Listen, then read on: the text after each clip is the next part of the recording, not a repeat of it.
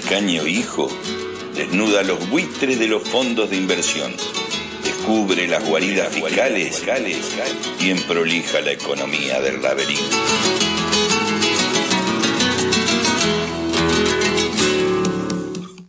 Cuando antes de ayer analicé en este laberinto lo que ocurre en Medio Oriente, describí una situación terrible, sobre todo para la población civil de Palestina y del Líbano, y una situación que se acercaba peligrosamente a una guerra todavía más amplia, destructiva y mortífera. En 48 horas, ese proceso hacia una gran guerra regional se aceleró. El primer hecho que empuja hacia esta posible gran guerra es el anuncio de la invasión terrestre del Líbano por Israel. Una vieja costumbre, se podría decir. Ya en el año 1978, mientras el Líbano se desangraba en una guerra civil, Israel ocupó una franja fronteriza para armar una zona tapón. En 1982 llevó a cabo una invasión en gran escala. Llegó a Beirut. Pero en esta ocasión el objetivo era más ambicioso. Primero, quería expulsar del Líbano a la Organización de Liberación de Palestina de Yasser Arafat y sus milicianos. Y eso lo consiguió. El segundo objetivo era instaurar a un gobierno aliado en el Líbano. Eso no lo logró, por la resistencia que encontró en el país. Israel primero replegó sus fuerzas hacia el sur del Líbano, donde mantuvo ahí una amplia zona tapón, pero en el año 2000 tuvo que retirarlos, expulsados por una organización político-militar que había surgido en la resistencia contra Israel, el Hezbollah. El año 2006 hubo una nueva invasión, esta vez para destruir a Hezbollah, que estaba implantado fuertemente en el sur del Líbano. Fracasó, pero desde entonces la idea de destruir a Hezbollah está entre ceja y ceja de los dirigentes de Israel. Pues bien, Israel anunció una nueva incursión, una nueva invasión del Líbano, la cuarta, como un paso más en su escalada bélica contra el Hezbollah. Las autoridades militares dijeron que no era más que una operación limitada física y temporalmente, se iba a concentrar en el área fronteriza e iba a durar lo que les tomara desmantelar las posiciones de Hezbollah. De ese modo, permitir el regreso de la población desplazada de Galilea en este último año debido al conflicto en Gaza.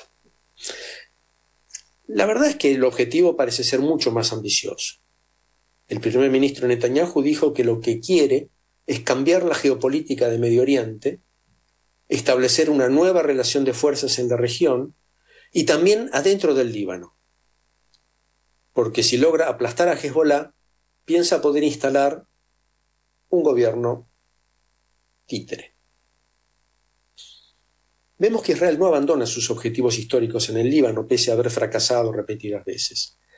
Pero al parecer, esta vez piensa tener una oportunidad histórica gracias a los golpes demoledores que su aviación le propinó a Hezbollah en los últimos 15 días. Golpes contra su infraestructura militar, pero sobre todo el asesinato de varios dirigentes militares y políticos, el más importante de los cuales, por supuesto, es Hassan Nasrallah. La idea de que Hezbollah está groggy lleva a Netanyahu a pensar que es el momento de aprovechar y de liquidarlo. En este par de días, después del anuncio de la invasión, las informaciones han sido imprecisas. Primero, el portavoz militar de Israel dijo que su ejército había entrado en el Líbano y que ya sus fuerzas, el día de ayer, habían descubierto y desmantelado importantes infraestructuras de Hezbollah y mostraron como pruebas de ello unas fotos y un video con depósitos de armas y un túnel. Esto fue desmentido el día de ayer por el ejército libanés, las fuerzas de las Naciones Unidas, que decían que no había habido todavía ninguna violación de la frontera, y el Hezbolá aclaró que las fotos y el video que había distribuido el ejército de Israel era un material antiguo. Ahora, el día de hoy, la cosa ya cambió. Todas las partes confirman que hay patrullas israelíes que cruzaron la frontera en varios puntos y que se trenzaron en combates con las fuerzas de Hezbolá. El que esté encontrando o no resistencia, sin duda, es muy importante. La primera versión parecía que era un paseo. Lo que está ocurriendo, en realidad, es que Hezbolá parece estar oponiendo una resistencia importante. Y esto es significativo. Digamos, si Hezbolá opone una fuerte resistencia a las tropas de élite israelíes, tropas que cuentan con el apoyo de tanques, artillería, aviación y drones, entonces quiere decir que es capaz de soportar las pérdidas tan fuertes que ha tenido Hezbolá, que es capaz de mantener su moral y su capacidad de combate, sobre todo ahora que juega de local. Los últimos informes disponibles desmienten el relato inicial del ejército de Israel como un paseo. Lo que se está produciendo es un fuerte intercambio de artillería de los dos lados de la frontera, Israel tratando de ablandar las defensas libanesas y Hezbolá concentrando el fuego sobre las tropas israelíes que se agrupan del otro lado de la frontera. Y también ya se ha confirmado la penetración de patrullas israelíes en diferentes puntos, que, según Hezbolá, han sido rechazados, con bajas. Por cierto, acabo de verificar que el ejército de Israel empieza a reconocer los primeros muertos en el frente. Es incierto cómo va a desarrollarse esta incursión terrestre. Israel explotó brillantemente su superioridad aérea.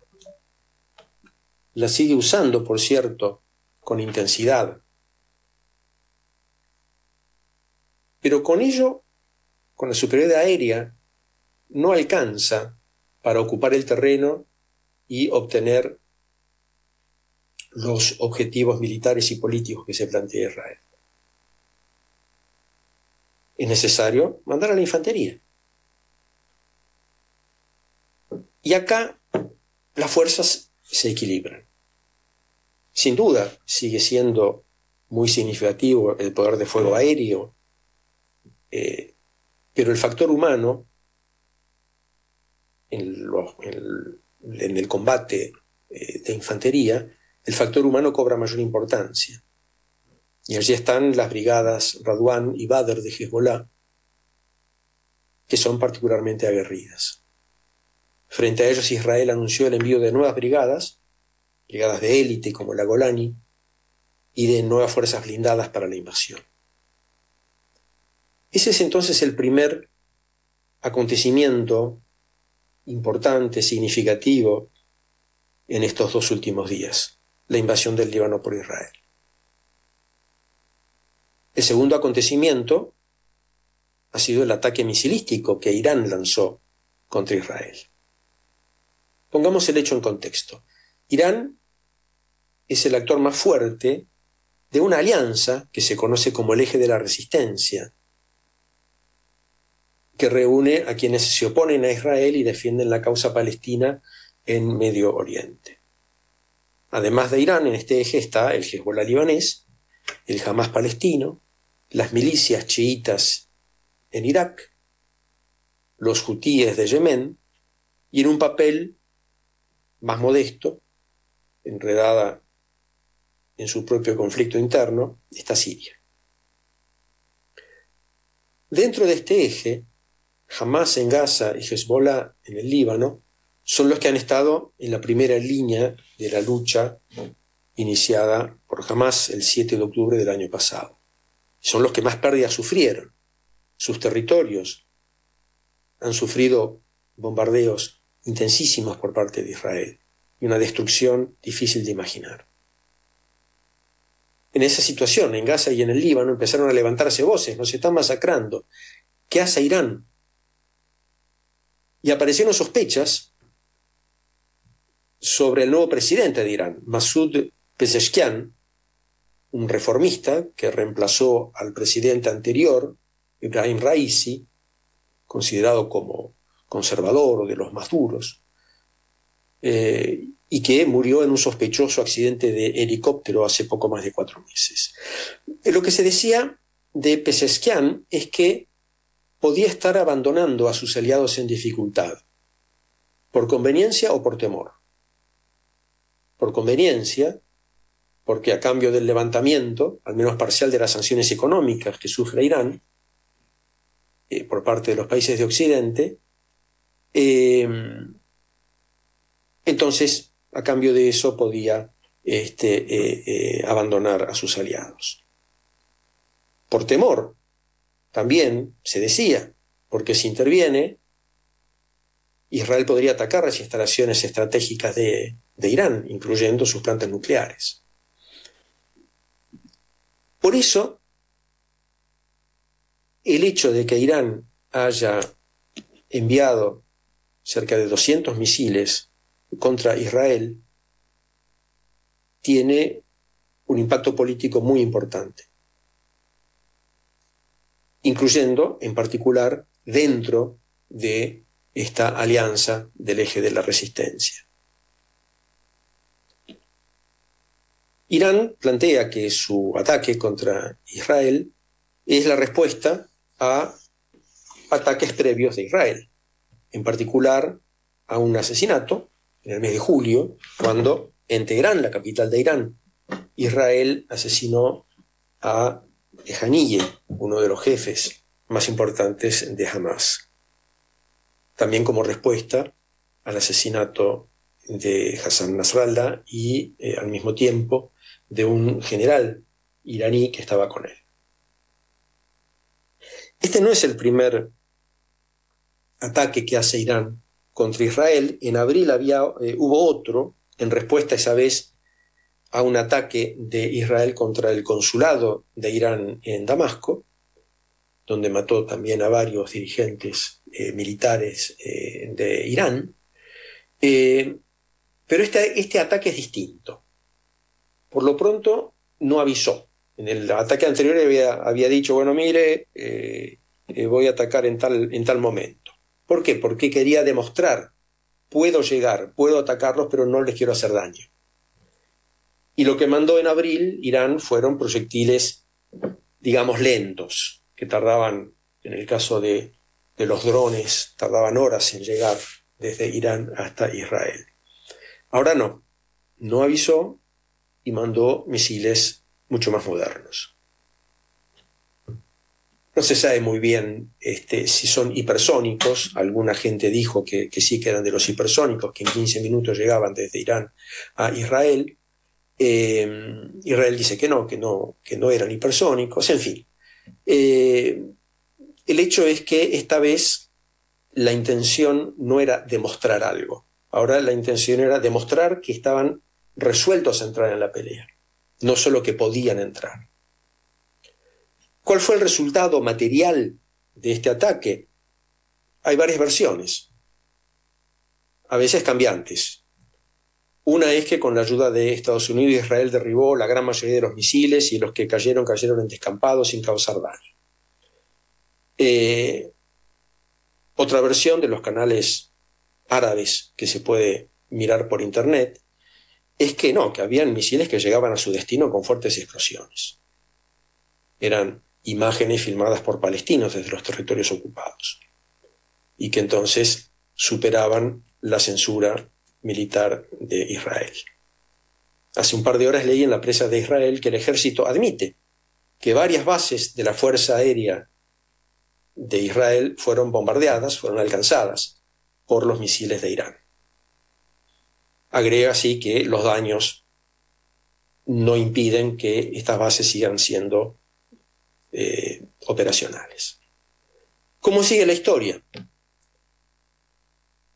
Hay una represalia anunciada. Israel dice, vamos a responder muy fuertemente en su momento contra Irán, porque en realidad la represalia contra los civiles libaneses ya está ocurriendo. Anoche la invasión israelí derrumbó 4 edificios de departamentos en Beirut y atacó infinidad de otros blancos, incluyendo una clínica con los pacientes y el personal de salud en el medio, adentro de ella.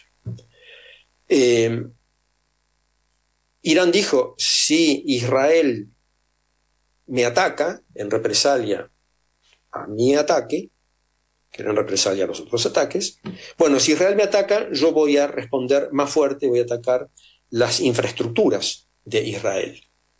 Notemos que, por lo general, los ataques misilísticos de Hezbollah y de Israel, cuando se han producido, van hacia objetivos militares. Ahora irían a objetivos civiles, como la infraestructura. Bueno, a partir de ahí, ¿qué es lo que puede pasar? Bueno, sencillamente dependerá de hasta dónde Israel y Estados Unidos quieran escalar. Lo que vemos con esta evolución del día de ayer, este ataque misilístico, es que el eje de la resistencia sigue existiendo, que Irán no se desentendió de sus aliados y que Israel, si quiere resolver los problemas a través de la guerra, a través de la fuerza, no lo va a sacar gratis. Por otro lado, Israel puede pensar que esta es la ocasión de golpear a su enemigo principal y más poderoso, a Irán, por ejemplo, en su programa nuclear, en cuyo caso las puertas del infierno se pueden abrir para todos. Continuará.